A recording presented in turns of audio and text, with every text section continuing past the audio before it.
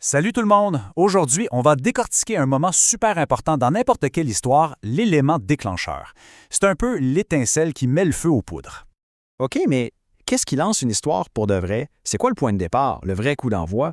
Bon, pour commencer, il faut imaginer que chaque histoire part d'un état d'équilibre. Pensez à un lac super calme, sans une seule vague. C'est le train-train quotidien du personnage, le moment où tout est, normal. Ça, c'est ce qu'on appelle la situation initiale.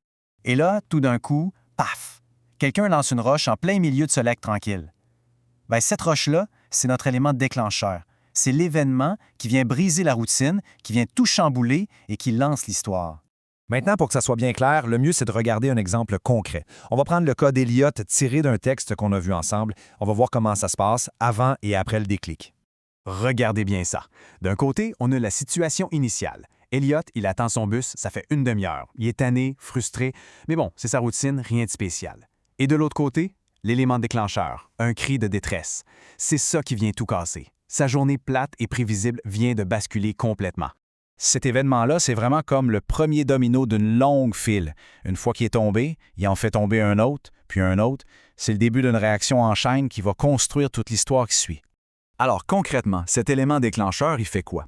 Eh bien, premièrement, il change le personnage. Elliot, ce n'est plus juste un gars frustré à l'arrêt d'autobus, il a la chance de devenir un héros. Deuxièmement, l'ambiance change du tout au tout. On passe de l'ennui à l'urgence, à la tension, et finalement, ça y est, l'action est lancée, l'histoire peut vraiment commencer. Donc, la prochaine fois qu'on lit un texte, il faut essayer de trouver ce moment-là. Il faut se poser la question, c'est quoi l'événement qui vient tout faire basculer? C'est quoi la fameuse roche qui est lancée dans l'eau tranquille? Si on trouve ça, on a trouvé notre élément déclencheur.